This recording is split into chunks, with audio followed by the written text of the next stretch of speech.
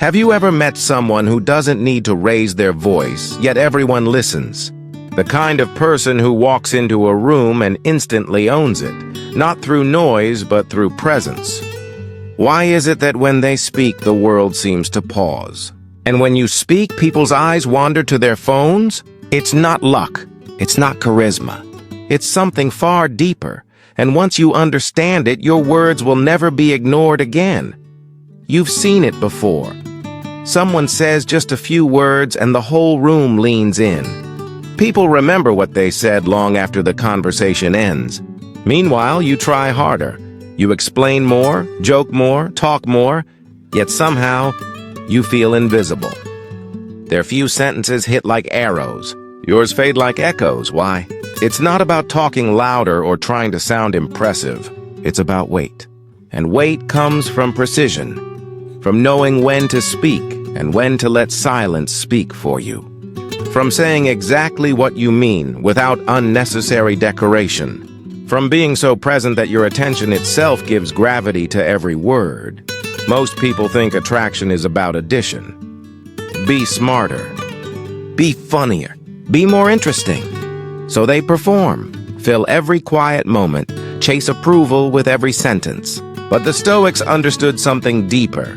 True power begins with subtraction. Remove the need to perform. Remove the fear of silence. Remove the hunger to be seen, because the moment you stop needing attention is the moment people start giving it to you. This isn't manipulation, and it's not a trick to make people like you. It's communication born from character, not performance. Marcus Aurelius once said, "Waste no more time arguing what a good man should be. Be one." The same truth applies here. Don't act interested.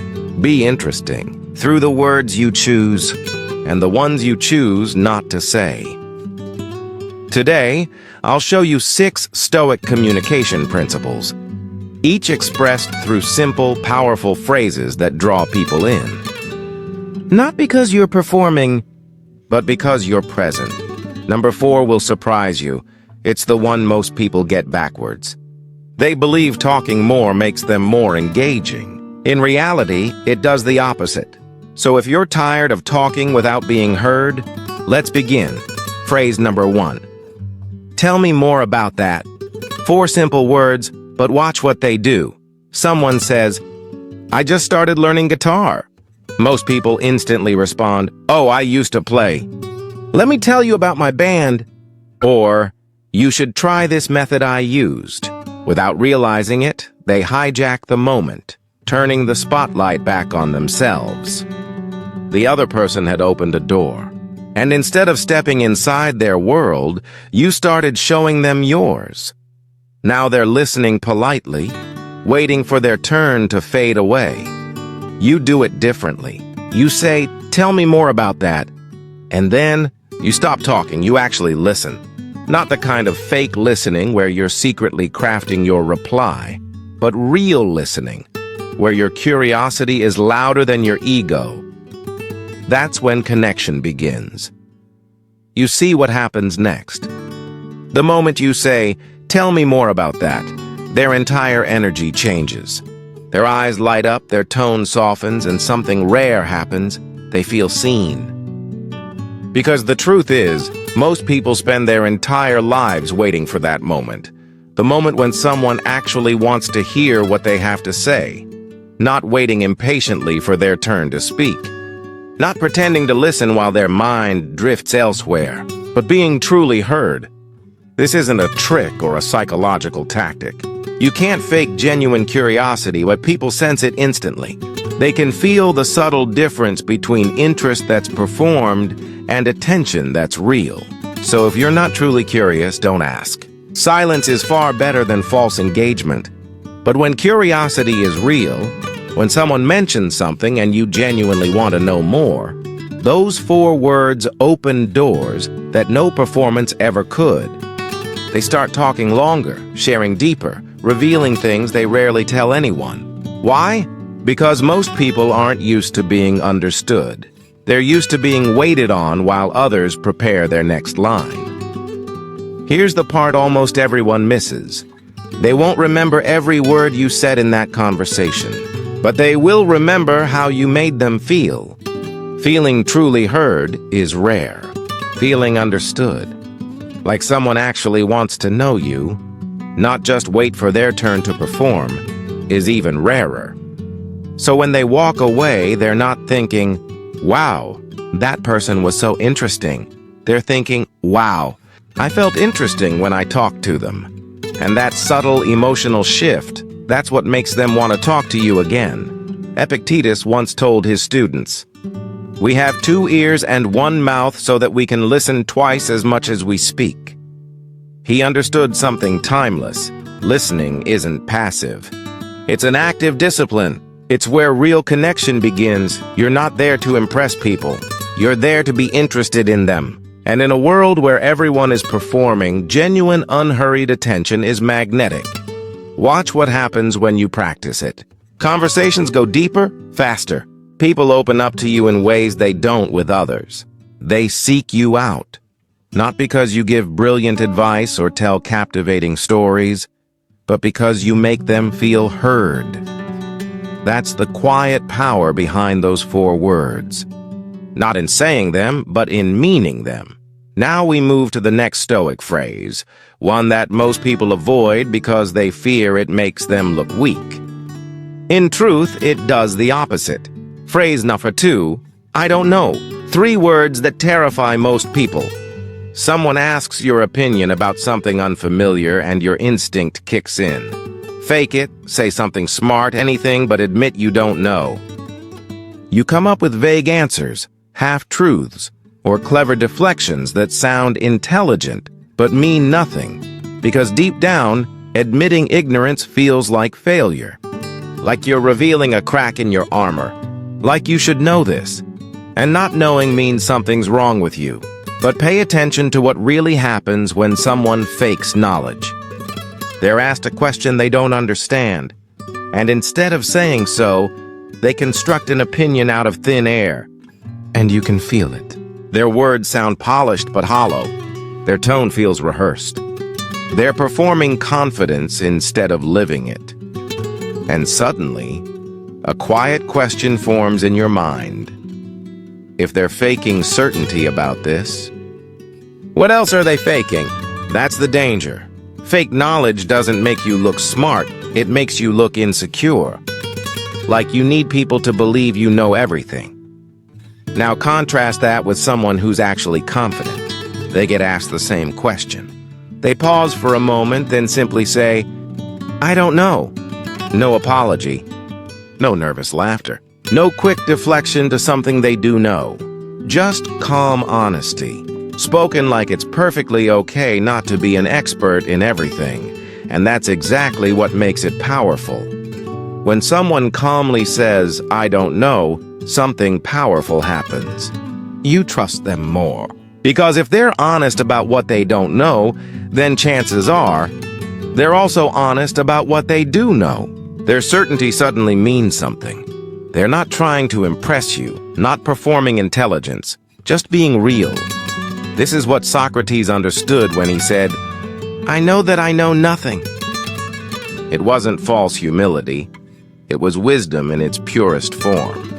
He knew that real intelligence begins at the edge of what we don't know. Insecure people pretend to have all the answers. Confident people, they're perfectly fine saying, I don't know. Because their value isn't tied to appearing flawless, it's grounded in truth. They don't lose confidence when they admit uncertainty. They gain respect. And here's what begins to shift when you start using those 3 words honestly. People relax around you. They stop feeling like they have to compete, to prove they know more, or to guard themselves against your ego. You create space. Space for trust, for calm, for genuine connection. Then, when you finally do speak with conviction, when you share something you actually understand, people listen differently. Because they've learned that you don't speak just to sound clever. You speak because what you're saying matters. Your words now carry weight, not because you talk often, but because you've shown restraint when you didn't know. That's how authenticity works. It's not about having all the answers. It's about being the kind of person others believe when you do have one, but beware. There's a trap here. Some people use "I don't know" as a subtle performance, a disguise for false humility. You've seen it before. "Oh, I don't know anything about that," they say, and then proceed to deliver a 5-minute speech proving they actually know plenty. That's not humility. That's still ego dressed in softer clothing. When you truly don't know, just say it. Then stay quiet. Or if you're genuinely curious, say, "I don't know." Want to figure it out together? That's it. No act, no fake modesty, no pretending ignorance. Because both pretending to know and pretending not to know are performances. What people crave and what earns lasting respect is simple honesty. Being honest about what you know and what you don't is far more attractive than any polished illusion of expertise. So, if sometime this week you said "I don't know" when you could have faked it, if you chose truth over performance, type "I chose truth" in the comments. Not to brag, not to explain, just as a quiet reminder that you valued honesty more than appearance. That choice, repeated over time, builds real trust, not fake authority. Now let's move to the third Stoic phrase, one that protects you from a common trap, the mistake almost everyone makes when someone opens up about a problem. Phrase number 3. That sounds difficult when someone shares their struggle. Maybe work has been overwhelming. Their relationship is falling apart, or they're simply exhausted trying to hold everything together. Your instinct is to jump in with solutions. "Have you tried this? What if you just do that?" When I went through something similar, You think you're helping, but you're not. Because what they actually hear isn't, "Here's how to solve it." It's, "This is simple. Why haven't you fixed it yet?" Most people don't share their problems because they want you to fix them. They share because they want to be heard. Because they've been carrying something heavy and saying it out loud to someone who genuinely listens makes it lighter. But when you jump straight into advice mode, you're unintentionally telling them their pain isn't that deep, that their months, maybe years, of emotional struggle could be solved with your 5-second idea. And instead of feeling understood, they feel small. Now they still have the problem, and they feel stupid for not solving it your way. So next time, try something different. Just say, "That sounds difficult." 3 simple words. No fixing, no minimizing, no comparing. Just acknowledgement. And that small moment of recognition, that validation that what they're going through is hard, gives them something rare in this world. Emotional safety. Because sometimes, the greatest comfort isn't being told how to solve the storm. It's knowing someone sees the weather you're standing in. We talked about the power of saying, "That sounds difficult." Now, let's take it one step deeper, because what truly helps someone in pain isn't your advice. It's your patience. When you respond with empathy instead of solutions, you give them something most people never get: permission. Permission to feel what they feel, without needing to defend it, justify it, or fix it right away. And when people feel that kind of safety, something remarkable happens. They keep talking. They begin to untangle their thoughts aloud, piece by piece, because you didn't shut them down with quick fixes or cliches. You made space, and that space allows them to process out loud. And here's the truth most people miss. That's often how we find our own answers, not through someone else's solution, but by hearing ourselves think while someone truly listens, without judgment. That's the real gift you give, not your cleverness, not your wisdom, but your patience. Marcus Aurelius once wrote, "Be tolerant with others and strict with yourself." But most people do the opposite. They're strict with others, quick to say, "Just do this," or "It's not that hard." And yet when it's their struggle, they give themselves endless tolerance and excuses. True strength, however, is the reverse. being patient with other people's difficulties while holding yourself to a higher standard. Because when someone opens up about their pain, they don't need your discipline. They need your tolerance, your understanding that what's hard for them is still hard, even if it wouldn't be for you. And when you start living this way, you'll notice something shift. People begin to bring you real problems, not surface complaints. They share their deeper worries, their raw truths, because they sense something rare. You won't judge them, rush them, or try to fix them. You'll just listen, validate, hold space. And that space, that quiet, sacred space where a person can be struggling without being criticized or corrected, is where real human connection is born. You become a safe person, someone others trust, not because you have all the answers, but because you don't pretend to. And if, eventually, they ask, "What would you do?" That's your moment to gently offer something, not the answer, but an experience. You can say, "When I went through something similar, this helped me." It might not work for you, but it's here if you want it. You're not the expert on their life. You're a witness to their struggle. And sometimes being witnessed, being seen, is all a person really needs. Now, we move into one of the hardest Stoic disciplines, one that most people never master. But it's the foundation of everything that gives your words true power. Phrase number 4, silence. Most people are terrified of it. The moment a pause appears in conversation, panic sets in. They rush to fill it with words, with noise, with meaningless chatter. Anything to escape the discomfort, because silence feels like failure. It feels like the conversation is dying, and it's their job to resuscitate it with more talking, so they keep speaking.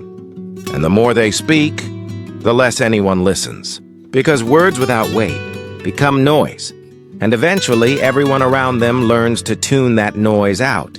Polite smiles, blank nods, minds elsewhere. Now watch someone who's truly comfortable with silence.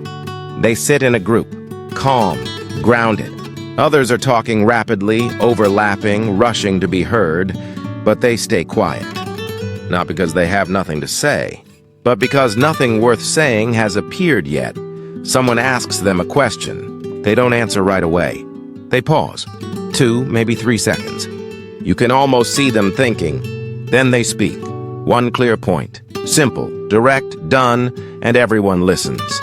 Why? Because the silence before they spoke made the room lean in. That pause said, what comes next matters. And when they finish, they don't rush to fill the air again. They let the moment breathe. They let their words land. That's what silence does. It gives your words gravity.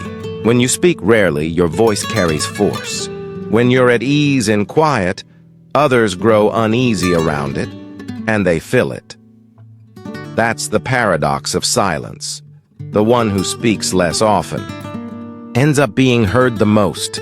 We saw how silence creates gravity, how it draws attention without demanding it.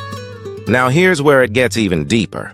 Because when you allow silence to exist, something subtle, almost invisible, begins to happen. People reveal themselves. When you stop rushing to fill every quiet space, others start filling it instead. And in doing so, they show you who they really are. You'll learn more about a person from what they say to fill an awkward silence than from an hour of surface conversation. When the noise fades, the mask slips.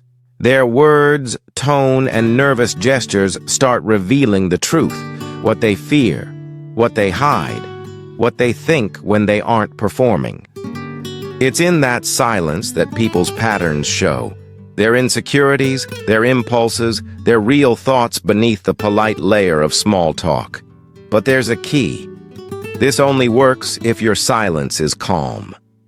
If you're sitting there tense, fidgeting, silently begging for someone to speak just so the moment doesn't feel awkward, they'll feel that too.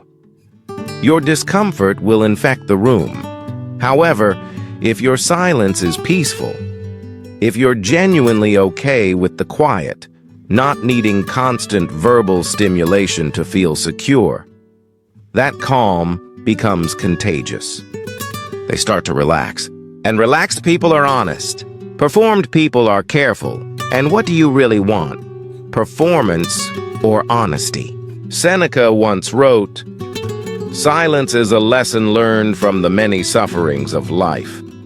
He understood that those who can't stop talking are often running from their own thoughts, their pain, the heaviness of simply being alone with themselves. But those who have faced real suffering learn that silence isn't empty. It's full of presence, full of awareness, full of strength. It's the space where you no longer need to prove you're interesting every 30 seconds because your stillness is interesting. When you master this, when you can sit comfortably in quiet until there's something truly worth saying, everything changes. In groups, people begin to look toward you when they want real insight.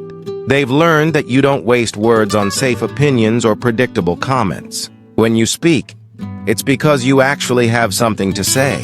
And in one-on-one conversations, something deeper unfolds. You're not filling every pause with noise. You're letting the silence do its quiet work. Because silence has a strange power. It invites depth.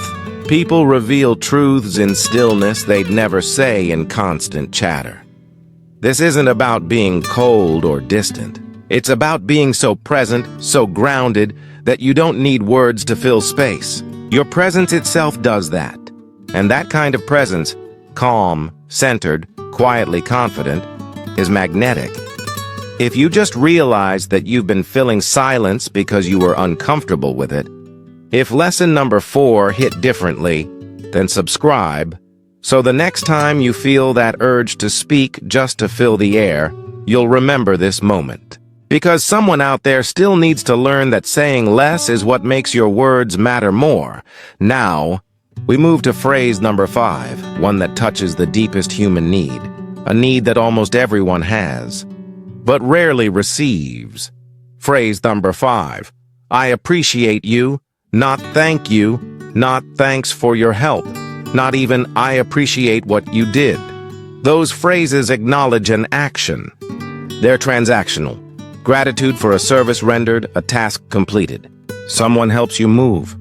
You say thanks. Someone covers your shift. You appreciate their effort. That's polite. But it's about the doing. Now try saying, I appreciate you. Just 3 words, but they land differently. You're not thanking them for a single action. You're recognizing them, the kind of person they are. When your friend shows up again and again when things get hard, you could say, thanks for being there. That's fine. But it focuses on the event, being there this time. Instead, say, I appreciate you. You're acknowledging their character, not their effort. You're saying, I see who you are, not just what you do. That's powerful. Because most people go through life being treated as functions, as roles. At work, they're valued for what they produce. At home, for what they provide. They're constantly measured by their output, their usefulness, their performance, and deep inside, they're starving for something rare, for someone to look beyond all that and simply recognize their being. We learned how saying, I appreciate you, goes beyond gratitude. It recognizes the person, not just the action. Now let's take that even further. Because when you truly say it, you're not just expressing thanks. You're saying something much deeper. I see who you are, not just what you've done. And who you are matters to me. That's the heart of it. But here's the catch. This phrase only works when it's rare, when it's real. If you throw it around casually, I appreciate you for passing the salt, it loses all meaning. The power fades, so save it for the moments that deserve it. Use it when someone shows you something consistent, not just a single act of kindness, but a pattern of character. When you see integrity, reliability, quiet loyalty, that's when you say it. Your coworker stays late to help you meet a tough deadline. Don't just say, thanks for staying. Say, I appreciate you. You always show up when it counts. Now you're not just thanking them for this night, you're acknowledging who they are. You're seeing the pattern, their reliability, their dependability, their character. Marcus Aurelius began each day by reflecting on the people around him. Not on what they did for him, but who they were. He wrote, "When you arise in the morning, think of what a precious privilege it is to be alive, to breathe, to think, to enjoy, to love." He understood that recognizing another person's existence, their essence, their value beyond their usefulness, is rare. And rare things are valuable. When you become the kind of person who sees people, not just what they do, you become rare too. And people are drawn to rare. Here's what begins to change when you start saying this, and meaning it. People become loyal, not because you're useful to them, not because they need something from you, but because you make them feel seen. In a world that constantly reduces people to what they produce or provide, you become the person who reminds them they're more than that. You see them as whole human beings, flawed, consistent, imperfect, but worthy of respect simply for existing. That kind of recognition isn't manipulation. It's humanity. We all crave to be seen. Most of us never are. And when someone finally looks past what we do and sees who we are, we don't forget that person. So use it sparingly. Mean it completely. And then watch what happens when people realize you're not just thanking them for their labor, you're acknowledging their character. That recognition builds bonds no transaction ever could. It turns acquaintances into allies and respect into loyalty. Now we reach the final phrase, the one most people struggle with. But without it, none of the others matter.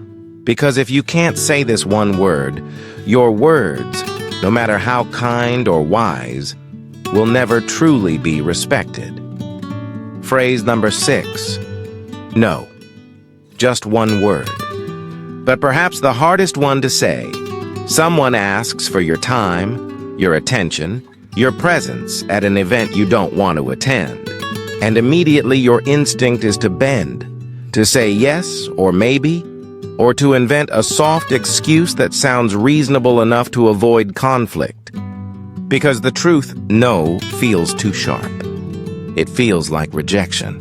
It feels like being difficult, selfish, or unkind, so you say yes. Yes to things you don't want to do. Yes to people you don't want to see. Yes to times that drain you, with obligations that mean nothing to you. And every single time you do it, something inside you quietly erodes. You teach people and yourself that your time has no value, that your boundaries are optional, that your energy belongs to everyone but you. And what happens to people who can't say no? They burn out. They become exhausted, resentful, stretched thin, committing to things they don't care about while having no energy left for what truly matters. Their calendar is full. Their life is empty because they've given all their time to other people's priorities, leaving none for their own. And here's the painful truth.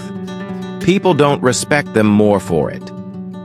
They respect them less. Because when you say yes to everything, what you're really saying is, my time isn't valuable enough to protect. And if you don't value your own time, why would anyone else? Now watch what happens when someone learns to say no. We talked about the courage to say no. Now let's see what that actually looks like in real life, and why it's one of the most respected skills you can ever develop. Someone asks you to do something. You don't rush to respond. You pause. You actually consider it. Do I want to do this? Do I have the time, the energy, the desire? If the answer is no, then it's simple. No, I can't. That's it. No long explanation. No nervous laughter. No invented story about being too busy. And definitely no soft escape route like maybe next time. Because maybe next time isn't a no. It's a delayed yes. It leaves the door open for pressure later. Just say no. Direct. Calm. Final. The person asking might be surprised, maybe even slightly annoyed. But underneath that, they'll respect it. Because you just showed them something rare. You know the value of your time, and you have the strength to protect it. Your yes only has meaning when your no is real. If you say yes to everything, your yes means nothing. It's not a choice anymore. It's just your automatic setting. But when people know you're capable of saying no, when they've heard you set boundaries before, your yes becomes valuable. When you show up, they know it's because you chose to be there, not because you were too afraid to refuse. Epictetus once said, "First, learn the meaning of what you say, and then speak." Most people say yes without understanding what it costs. Every yes carries a price. Your time, your energy, your attention, all finite resources. And every yes to something meaningless is a silent no to something that truly matters. You just didn't say that no out loud. You whispered it to yourself, to your goals, to the things you claim are your priorities, but somehow never have time for, because you gave that time away saying yes to everyone else. But here's what changes when you start saying no with honesty. People stop assuming you're always available. They start thinking more carefully before they ask for your time. And when you finally say yes, they value it. Because they know it's a real decision, not a forced surrender. You reclaim your time. You reclaim your energy. You reclaim your ability to focus on what truly deserves your attention.